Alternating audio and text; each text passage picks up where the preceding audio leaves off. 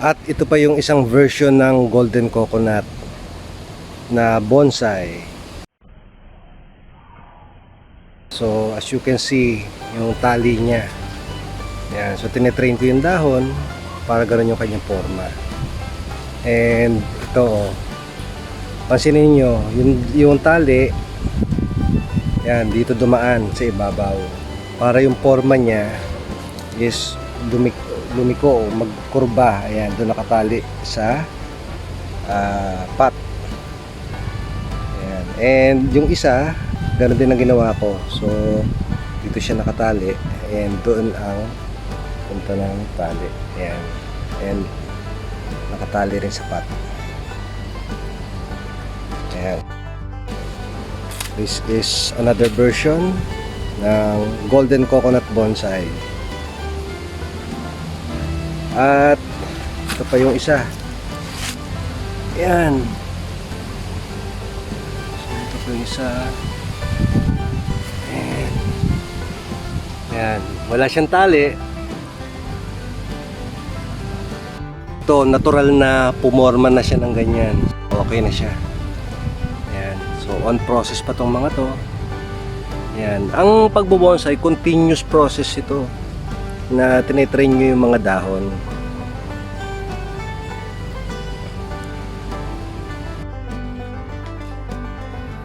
At ito po yung proseso kung paano ko ginagawa yung ating golden coconut bonsai. Yan. So, pinili ko po yung pinakamalaking seedling para po makita ninyo ng maayos yung pong ginagawa ko. Ito po, ano na to, masyado nang malaki to. Pero ito po yung procedure kung ano po yung tamang pagbobonsai ng coconut.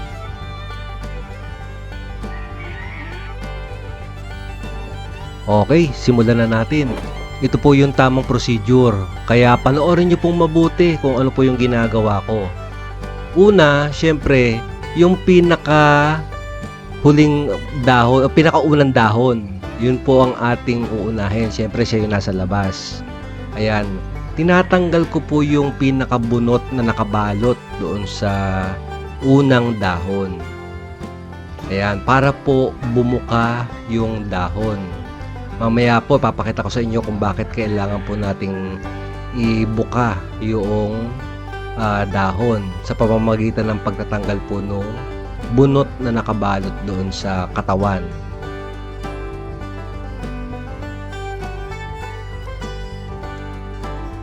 Okay, nasa pangalawang dahon na tayo.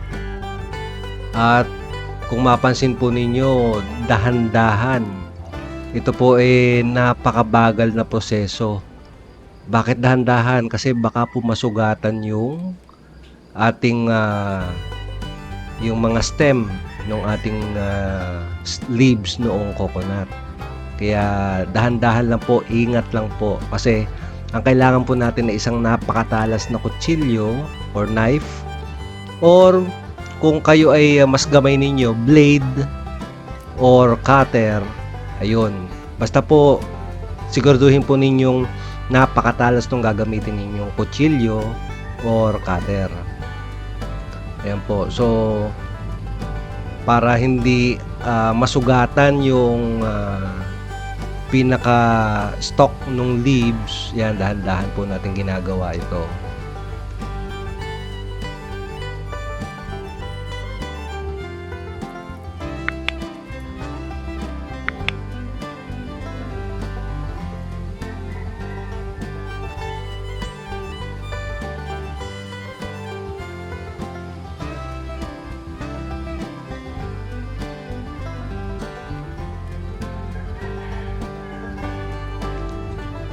Ayan, tip lang po. Pagka pangit na yung dahon, pwede lang po natin itong putulin. Ayan, so pinapakita ko lang po sa inyo kung paano po yung proper procedure ng pagtatanggal po ng bunot na nakabalot sa stem or stalk ng leaves. Ayan, so ganun po ang pagtatanggal. Ngayon, mamaya po puputulin natin yung mga pangit na dahon.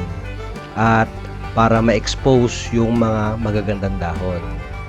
At gaya po na nasabi ko kanina, ito po ay overgrowth overgrown or matanda na po yung puno or seedling ng golden coconut.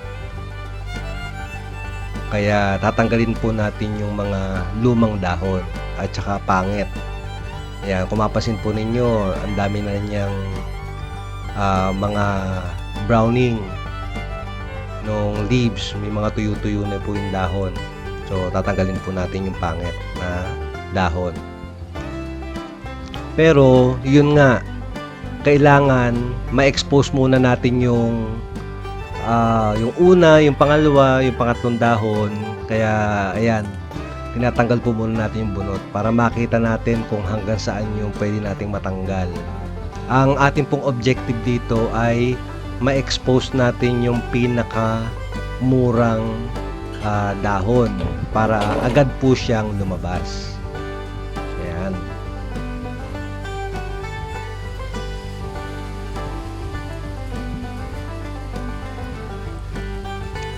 Kaya po ang paggagawa ng coconut bonsai ay matrabaho po ito. Kaya yung iba ang ginagawa, bumibili na lamang at tapos mine-maintain na lang nila. Pero ang maintenance po nito, yan, gaya po ng ginagawa ko, ganyan ang maintenance. Pagka po may bago na siyang dahon, tatanggalin po natin yung nakabalot sa kanya para lumabas agad yung dahon. Kasi ang logic po dito, pagka po kasi natanggal yung balot nung stem, nung leaves, lalabas po agad yung dahon. And dahil sa maliit pa yung development noong dahon ay maaga pa o bata pa, napipilitan po siyang lumabas agad at ma-develop agad. Kaya lumiliit po yung dahon. At isa pa pong tip, pagka po kayo ay magtatanggal ng bunot para po ma-expose po natin yung bao ng niyog, dahan-dahan po kasi may ugat na siya sa loob. Ayan, so in my experience, pagka po bigla-bigla po yung pagtatanggal natin ng bunot para ihiwalay po yung bao ng niyog, marami pong nadadamage na ugat. Okay? Kaya po dahan-dahan lang po. Kung mapansin po ninyo, yung kalahati lang halos yung tinanggal ko. Tinira ko po yung nasa ilalim kasi nandun nga po yung ugat. So, aanohin ko po muna yon, i-develop ko muna ng ayos yung ugat niya, and unti-unti po nating tatanggalin yung bunot sa ilalim. Ayan, pagka po established na po yung ugat sa ilalim. At kung gusto pa po ninyo makakita ng kung paano po yung iba pang procedure sa paggawa po ng coconut bonsai, please do like and subscribe to my channel. Ayan po, kung hindi pa kayo nakasubscribe, please subscribe. Para po may mga part po ako nagagawin tungkol dito sa coconut bonsai. Ayan, mga additional tips po. Ayan, kaya bukod dito, ito po yung start ng paggawa ng coconut bonsai. And marami pa po tayong procedure na gagawin bukod po dito.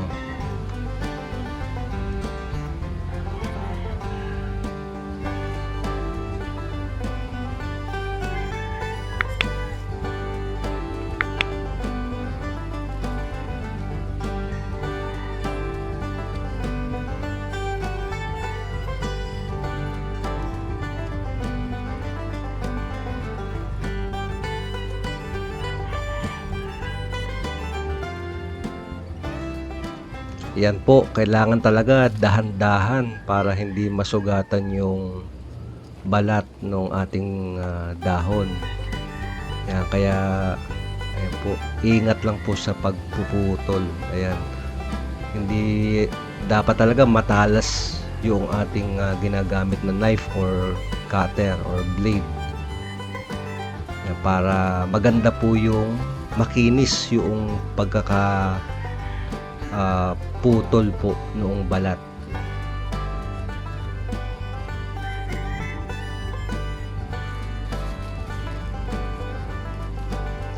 Actually, nung sinisimulan ko pa lang itong paglilinis ng ating gagawing coconut bonsai, pinag-iisipan ko kung i-retain ko yung dahon o puputulin.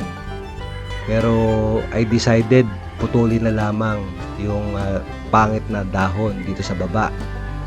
Bali, dalawa po yung pinutol nating dahon.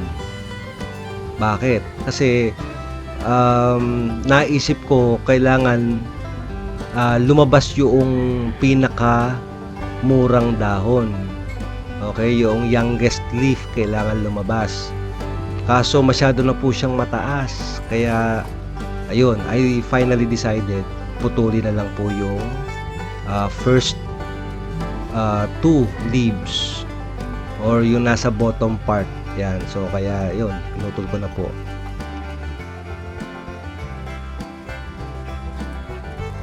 At syempre, pinutol natin, lilinisin ngayon natin yung pinagputulan sa ilalim. Yan, dapat malinis po yung ilalim. Kasi pagka po yan ay nabulok, ayan, pangit yung ilalim niya. Kaya maraming mga nakalabas na mga brown, mga natuyo na pinagputulan. Kaya yun, mas mabuting putulin para malinis. Kaya inilalabas natin, ini-expose natin yung next na dahon. And ganoon din ang gagawin natin sa pangalawang dahon. Pag tinanggal natin, lilinisin din natin yung pinagputulan.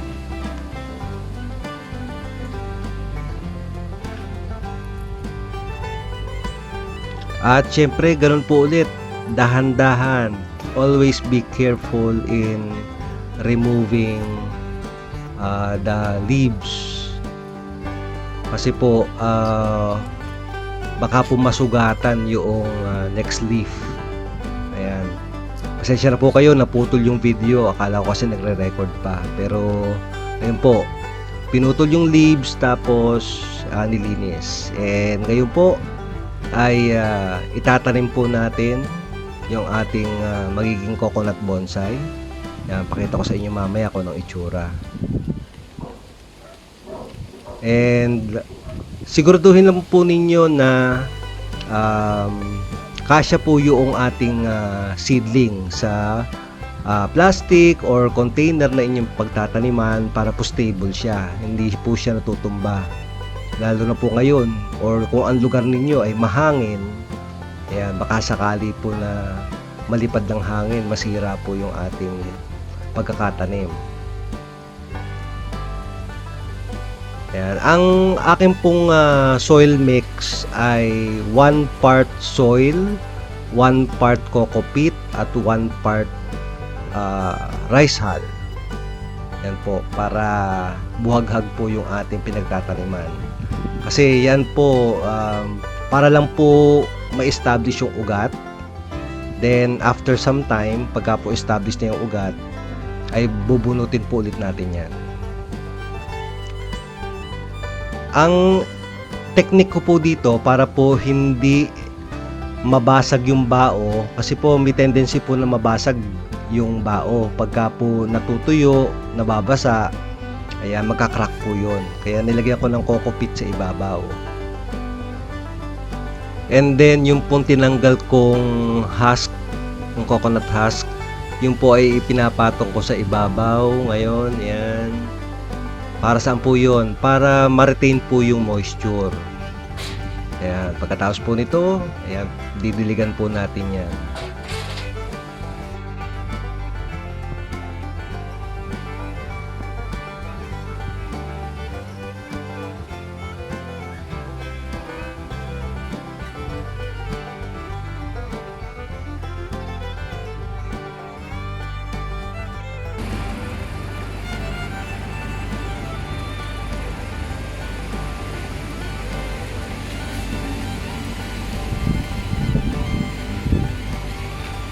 Okay, final step.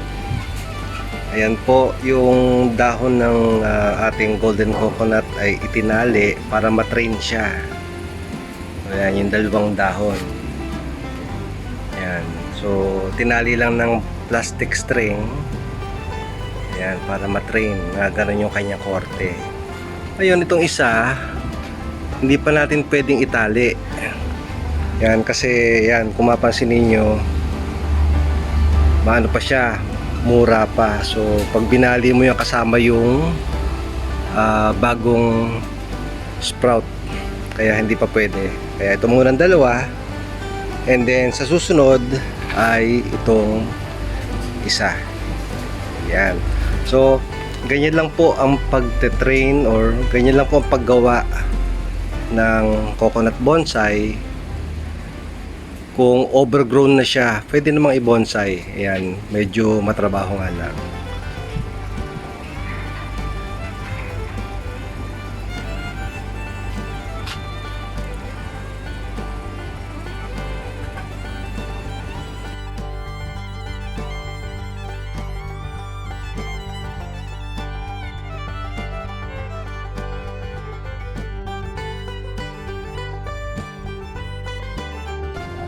At mas maganda kung masimulan nyo yung bonsai, yung coconut, ng ganito pa siyang kaliit.